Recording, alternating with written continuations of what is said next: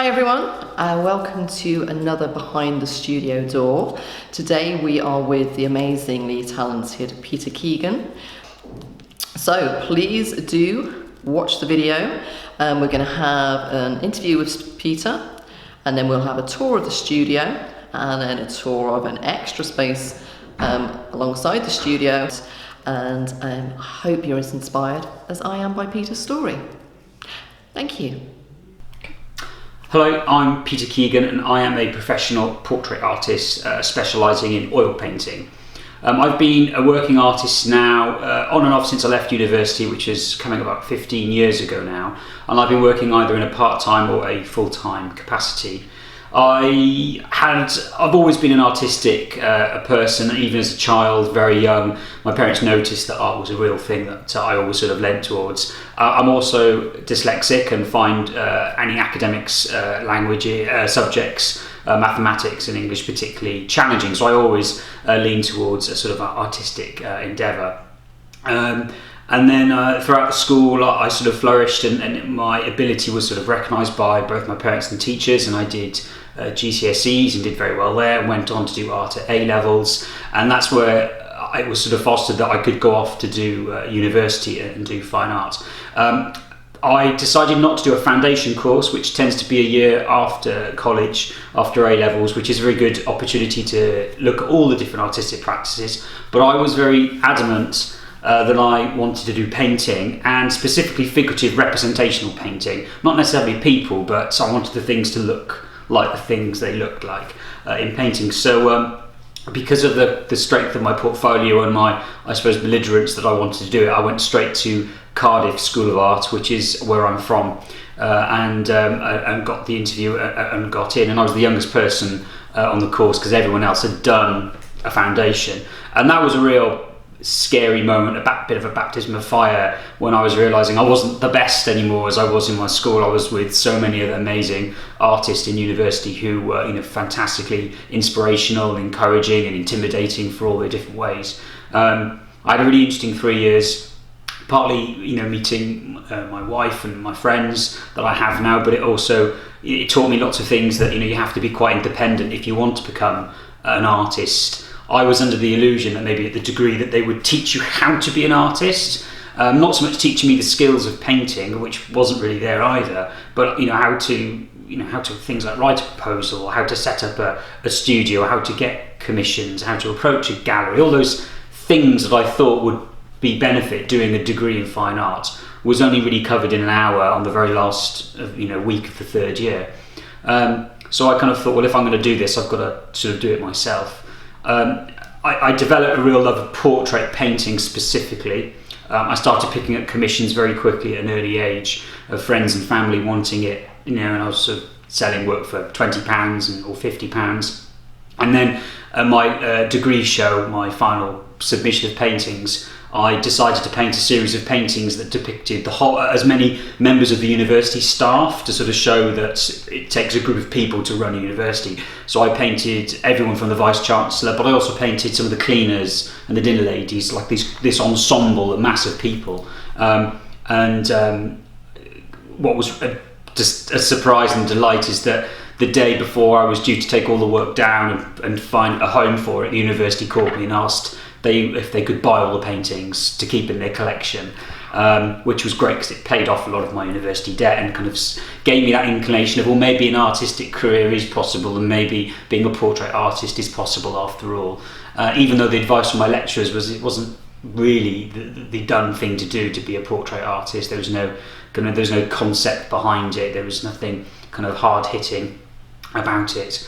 So I graduated and I became an artist part-time, taking on a few commissions, approaching galleries and whatnot, but I also got a proper job, and from here then for the next few years I always had a side job just to make sure that the rents and the bills were paid. So I'm giggling here behind the camera because you said proper job, and as artists always still refer to traditional jobs, I suppose, out in the workforce as being proper jobs, and our jobs aren't seen as proper jobs. That's right, yeah. They are, but they are very much so. Yeah. And I think there's that. I think when you start, because there's no job description, and there's no salary, and there's no safety net, there's no sick pay and all that. you are a self-employed, independent person, you've got to forge your own way. So most artists that I know started off by having that security of another job which provided that security, and then in the free time that they gave themselves, they would sort of evolve and see how the artistic practice would be. So I got a job for BBC Wales working in the marketing department for the National Orchestra of Wales. Music is another real passion of mine, and it was just 2 or 3 days a week, and those other 2 days that I had to myself as an artist, I was in my spare bedroom, which was the tiny box room, and I was painting away and doing a few commissions and other bits and bobs as well. There came a point where my wife and I, we thought we wanted to get out and travel the world while we were still relatively free and with not too much responsibility. So we travelled around America teaching at summer camp in South Jersey, which was a wonderful experience. And then also to all across North America and Australia as well. And that's where we started to discover art centres in that, these really wonderful institutions where art was at the heart of it. So they would be running courses or workshops, there was galleries and exhibitions, there was a cafe, there was always this sort of very relaxed, informal, everyone's welcome community vibe. And we went to a number of those in both America and Australia, and it really resonated with us that we thought maybe one day we'd like to have something like that maybe in the future. When we got back to the UK after a year of travel, I stopped working in art completely. I supported my wife who wanted to train to be a teacher. So there was 2-3 years of her training and becoming a teacher where I didn't do any type of artwork at all. I worked in the education sector in different supportive roles. And that was really wonderful because it taught me the incredibly useful skills of teaching and communicating, hopefully effectively, to an audience. When you've been in a school in Southeast London and you're expecting 30 teenagers to listen to you, that teaches you a heck of a lot, which I still put into my practice today as a teacher and a communicator. So I found that incredibly beneficial, and found also in me a love of wanting to sort of spread good stuff and communicating and enthusiasm and love for my subject, which was art. And that's when I started to really remember, no, I do want to do this. I described it, there was this little scratch, this niggle inside me that just needed itching, which was getting the paintbrush out and doing some artwork. So having laid it dormant for maybe 2, 3, 4 years, my wife noticed I was starting just to get I wouldn't say depressed, but just certainly a bit downhearted, a bit mopey, and there wasn't really any kind of focus. And she said, you need to get out of the house and go and do some artwork. I think it will do you good. So I found an art centre in Aylesbury, because we were in Buckinghamshire at this point, the Queen's Park Art Centre, and they had this sort of open day every Thursday where you could go and pay a small nominal fee and work in this huge studio space with lots of other artists who do the same. And it was not a class, it was just you bring your own stuff and you get on with it. And it was fantastic because for the first time I met other like-minded individuals and people who were at completely different stages of their careers, people who were very experienced to people like me and people who've never had any type of artistic training. And it was really relaxed and informal, and we were getting on with our own things, maybe talking to each other, giving advice as and where it needed. And slowly I started to think, I could maybe pick up a commission or put some work in a cafe or something. And it started to build that the job that I had, I dropped down to 3 days a week to give me 2 days a week of painting time. My studio at home was a porch, which was about 1 metre by 2 metres. And I could only paint in certain times of the day because the sun was so hot. It was a glass conservatory, so I couldn't only paint on cloudy days or in the morning or in the evening. And then I upgraded from that to when I realised I think I had 2 or 3 days of painting, I needed more than that space. So I jumped up to the utility room, which was about 1 metre bigger, but every time I stood back from the easel, my back would hit the washing machine, which was sort of judging me around a little bit. And I then took the first step of trying to showcase my work locally in the community, and I took part in something called Bucks Open Studios, which is now Bucks Art Weeks, as many county-wide things in the UK do. And it was an opportunity to showcase my artwork. Now, I didn't really have a studio, but I lived opposite a church, and I approached the vicar and I said, how would you feel if I just put all my artwork in your church for 2 weeks and then signpost people if they want to come and see it, they should come? And he said, what a wonderful idea, take the space, it's yours. So I filled as much as I could this church full of all sorts of landscape paintings and portrait paintings, and that was the first time members of the public specifically came to see the work. And I got really fascinating insight to what the feedback was, where the interest was, what was selling, what wasn't, picking up commissions, and that platform really kind of launched me. And that was about 6 years ago or so now. I then moved house and decided to give up a proper job, salary job, to take that leap into just doing art as my proper job. And it was a huge, decision to make. I kind of balanced it by, I started teaching at different venues and institutions across the UK to sort of supplement that, as well as the work from commissions and sale of work. I converted a garage, half a garage, to be my working studio, and I started doing one-to-one private sessions there, and taking part in different festivals and things who would accept me based upon the quality of the work.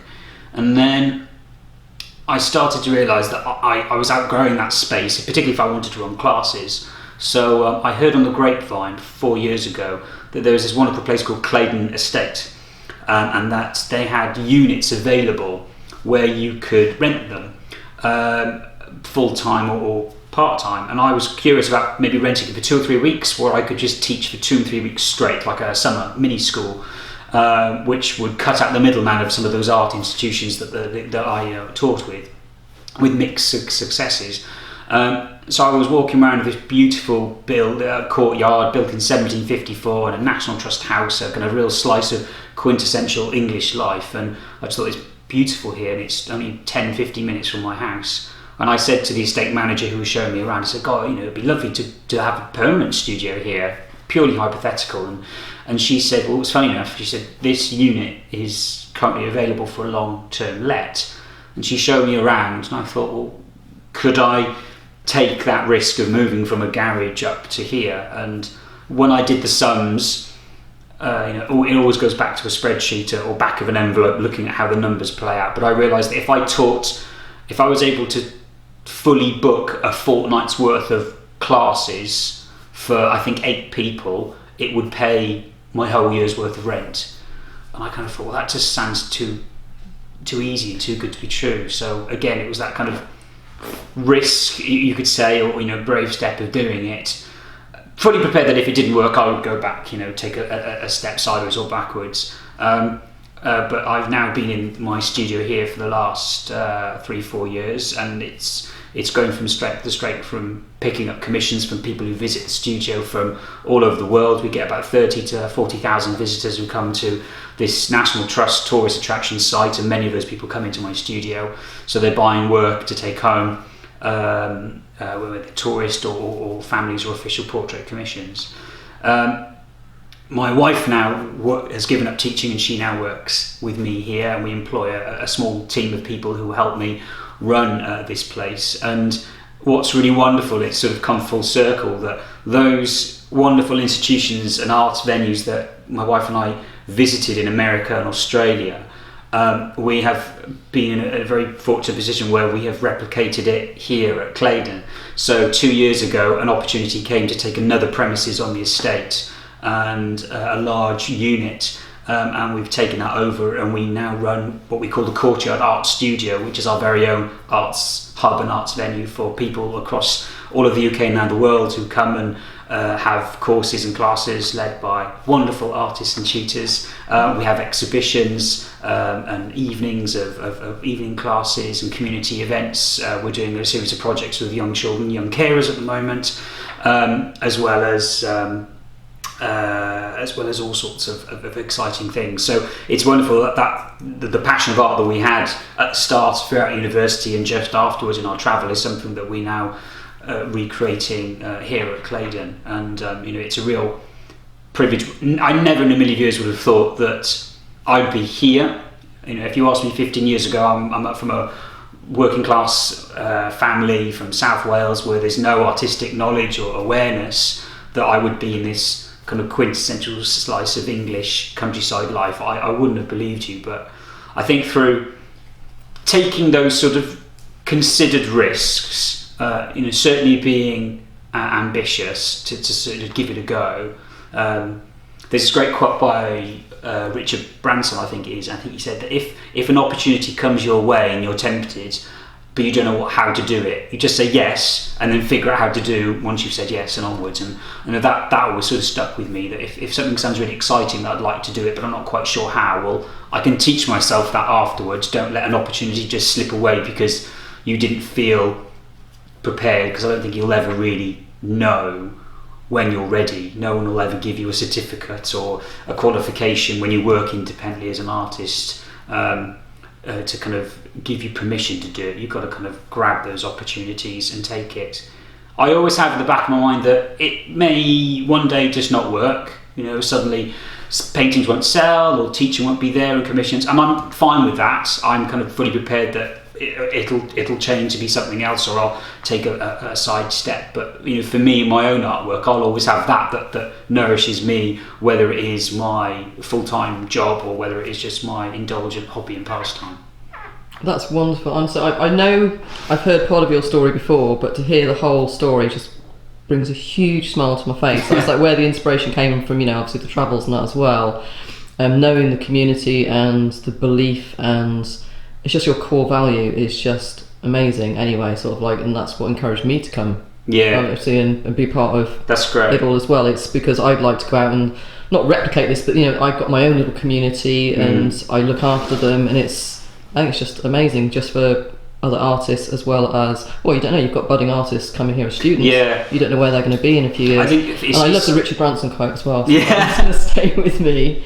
I think I truly believe art is for all and art is for everyone, whether you're highly experienced and highly trained, or whether you don't know your colours at all and you don't know which end of the paintbrush. Art is a subjective medium, and I think anyone can do it and should have an opportunity to do it. And what I wanted to create here with the studios at Claydon is it is for everybody, whether we've got some talented, highly well-known artists coming to share their wisdom and practice. We also have tutors who are right at the beginning of their career. We're giving them that first chance to cut their teeth in teaching and communicating. Next year we've got artists from America and Italy coming to teach with us in the studio, and it should be for everyone, whether young or old or anybody, and we want that to sort of be a very inclusive, fun place to kind of share and learn and develop as artists. That's fantastic. So as far as your own work goes now, I know that you do commission work, exhibitions. I know you do exhibitions. Is it a regular thing, or where do you exhibit? Where can people see? So I don't have, being primarily a portrait artist, commercial galleries tend not to take me on because, of course, the commission pieces are bespoke pieces. A portrait on a gallery wall is sometimes considered wasted wall space because people are very rarely going to buy a picture of a face that they don't recognise. There are some examples where it can be kind of more nostalgic or more poetic, if it's pretty young ladies and it's not specifically about the portrait but more of a narrative scene. There's obviously some exceptions there, but for me, I'm really driven by the commission. So what I tend to do is produce portraits that aren't commissioned, so I find interesting people and subjects and models, and I ask them to sit for me and I'll produce a painting, and I often enter those paintings into shows in London or elsewhere across the UK, so they kind of pop up here, there and all over the place. Fabulous. And we will do shortly a little tour of Peter's studio, and you'll get to see some of his fabulous artwork as well, and we'll also have a look around the fantastic estate that is Claydon House, where the location, and of course the community space where all the teaching goes on. So I'd like to say thank you very much today to Peter for talking to us and sharing his story. I hope everyone else finds it as inspiring as I have. Thank you, guys. If you want more information, do check out my website. Put Peter Keegan into Google or all the other the social medias. And if you want to know more about the art school, it's the Courtyard Art Studio. Again, put that into Google or all the other social medias and you should find out more information there. That's fab. And if anybody missed that, I will pop in all of the links into the description of the video. So please do make sure you look below and go and search these guys out. Thank you. Okay, so before we go through the studio door, I just wanted to show you the setting where Peter's studio is based. It's in this beautiful courtyard, the Claydon estate, and we are going in first of all through the store. Here's Peter just waiting for us. I love the signs that Peter has as well outside of the studio. So we're just going to go through the door and we're going to have a quick look at Peter's workspace, look at some of his materials that he won't do without. Any hints and tips that you've got for anyone who might want to switch over and have a dabble with painting, especially all my colour pencil guys. And of course we'll have a quick look at some of the artwork. With Peter. So this is my studio. This is where I work every single day. This is the easel I paint at. I usually paint standing up. I'm a standing up artist, and I've got a current commission on the go at the moment. So it's quite a. People often say I work in quite a tidy space. That's partly because my studio is open to the public, so not people will come in. They're not allowed on this side where all my painting stuff is. They usually stay on the kind of the gallery side. But I've got this table. This is a table I got made especially for me. It's on wheels, so it's got all my bits and bobs, all my brushes. Oil painters love brushes. The more paint brushes you can have, the better. I guess like colour pencils, you can never have too many. Never too many. So being an oil artist, I love working with hog bristles. So these are Rosemary & Co. Hog bristles. They're nice and thick. They're fantastic for oil painting because you can really sculpt the paint. For me, I love paint where you can see kind of the texture and the mark making, what we call the grain of the artwork. So you can see the kind of the lines through the textured brush strokes, and it gives that kind of more sculptural quality. Yes. I don't like smooth and blended work.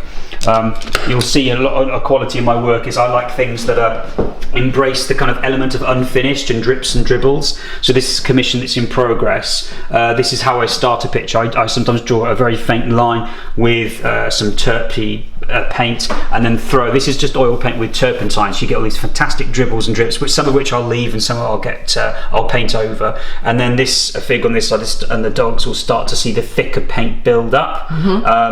Things like that I think is really quite exciting. So I'm constantly that balance of how much do I need to put in and what can I leave out. I quite love these I'm just colours. Green on the top. Absolutely. That's what just gets me. And I'm playing with colouring the pink and the green, those gorgeous complementary colours. So all that kind of colour theory is sort of swimming around in my head at the same time. That palette is huge as well. Yeah, so this is I made this myself because I was always dissatisfied with how palettes they often hurt my hand because they gripped it. So this is just a piece of ply. It started off as a cardboard template, but I kind of hold it like this, and it just fits around my body and my hand nicely. And my hand doesn't physically hold it, so if I hold it to the camera, can you see how it's like balanced on my arm? So my arm takes the weight, so I don't get no grip, no cramp, and it's nice and comfortable. And then I just sort of there's two nails that rest on the easel, and it just sort of holds, and gravity holds it if I don't want to hold it. That's fantastic. Yeah. And supplies? People always get really excited by the oil paint. So I've just been made an ambassador for Michael Harding Oil Paint. Fantastic. Which I'm really very proud to be associated with this company. They're a UK company based in mid Wales, and all the paint's handmade using the finest pigments available in the UK. These are gorgeous colours. They're so strong and intense and fantastic. So I get to sort of use all that, and I put this is partly for display to show members of the public, but it's also really easy for me. So at one glance, I can look and I can see I need to get some more orange and more purple. So literally just nails and little clips. Little bulldog clips. So we love it. I had someone the other day and they had these amazing little holders on clips that went onto shelves. I'm like, it's these kind of things that we love to see. Yeah, bulldog clips are such a valuable tool. People always get pretty excited and ask what this thing is. I don't know if any of you can figure that out. So at the end of every day of painting, if the oil paint can't be used, I'll scrape all the kind of the middle bit of the oil paint because it doesn't dry, because oil paint stays wet for days. I'll scrape it off with a palette knife and I'll just blob it on top. And then that's it, and I'll leave the bigger blobs. So my palette's got the blobs that are on the edge. This is all the mixes. So you can see this blob it's like a stalagmite. It kind of grows slowly. So this stuff at the bottom, that's probably about 8 years old, maybe 9 years old. I was about to ask how long's it been going. So it's slowly growing. You can see obviously I was quite kind of chalky in my colours there, and I've obviously gone a bit more vivid. You can see that it's still quite wet. Can you see it's still wobbly? And you can see you can see that it's still quite thin. So that's it's a bit like PVA glue, when it gets a bit of a skin, so it's wet underneath. So if I can lift that's wet oil paint underneath there. So that'll take this will take years to scientifically dry. My intention one day is to sort of get it relatively high, and then when it's completely dry, I'm going to put it through a bandsaw and dissect it all the way down. Oh wow. And open it and see all the amazing kind of layers. And I bet it'll still be wet inside. Probably. And then I'll wait for it to dry, and then I'll enter it into the Royal Academy summer show. And you'll win. I'll give it a really poncy title, an obscene price tag, and that'll be my my sort of retirement fund. That's mine. Fantastic. Okay, so lots of books. Yeah, no, I'm a bit of a book. That's just some of my collection. The rest of it's in next door in the studio. But I find I do, whenever I'm painting, if there's a particular painting in mind, I will have that book open. So for example, the painting I was doing recently, I was looking at Robert Lenkowicz's work. Yeah. Fantastic artist, and there was wonderful painting in there that I was referring to. It was this one, and I love these. Can you see the drips and the dribbles? Yes. And the mark making? So I was looking at elements of that, and I had this book open whilst I was painting one of my pictures. So that is inspiration. How you should be inspired. Yeah, it's sort of taking the best bits, but then interpreting it and making it your own. And you have that feeling when you have a commission. You get that feeling. The characters, you've met the people. I find that just as important, and you get a feeling then of how you're going to depict things. Yeah. For me, it's the relationship between the subject is so important. Where I want to capture not just a likeness, but something of the personality and elements of the sitter. So these little landscapes, these are the kind of what I call the commercial paintings. Yeah. So they're all of Claydon Estate in the gardens where we are. They're painted in a very impressionistic painty manner, which I love to paint in. Some of them are painted plein air on site, others are painted from photographs, and they do really well. There's a few galleries that do take these because of course the kind of commercial nature of them. Yeah. I kind of every now and then I love painting faces, but every now and then it's nice to take a bit of a break. Yeah. So that's when I kind of I'll do a few weeks of landscape painting, and then when I've had enough of that, I'll go back into portraiture. It kind of keeps me fresh and not sort of taking for granted the genre I love so much. And you've actually got your handcrafted. Yeah, so I had so many people well. asking about my palette. I thought, well, I'll make a set and see if anyone liked it, and now I've got 60 sales plus of these palettes. So if anyone wants to buy a palette, you can get it from my website. There you go. And I sell brush sets as well from the Rosemary & Co, my own brush sets. That is wonderful. Well, thank you very much, Peter. I'm going to do a little tour of the teaching space as well, community space. It's all set up at the moment for a acrylic animals course that I might be participating in. Might skip past my easel rather quickly. So another big thank you to Peter for sharing his workspace and his story with us. You're welcome. Cheerio, guys. Okay, so we've obviously spoken with Peter. We've now come next door to the Courtyard Art Studio. This is the community space and the teaching space that Peter and his wife always dreamt of. Following the trips to America. Now you can see what's coming up. I love these little signs. And obviously you've got some of the Claydon Estate produce on sale. We've got a lovely cafe there. This place is always teeming with visitors. We've got gift shops. We've got other artisans and artists around the courtyard. So if we just come into this space, obviously at the moment we're set up for a workshop. So this is a 2-day acrylics painting workshop. So I just wanted to show you the space that I teach here. I'm on day 1 of our acrylic painting course, but there are some amazing artists that come here and teach. I'm actually here learning today with a couple of students that come on my own workshop. So I just think it's amazing to see that these guys had this dream, this vision of getting this space together. And it's possible, and it's just to show, if you dream, it can come true. I'm just going to show you a quick zoom in of the wonderful Tom Shepherd's demo that he has been doing for us. So I hope you've enjoyed the tour today, and to see, obviously, how inspiring this all is. Okay, so if you enjoyed watching the video, and you haven't subscribed already to my channel, please do hit the button below. It only takes a second. And thank you very much for watching.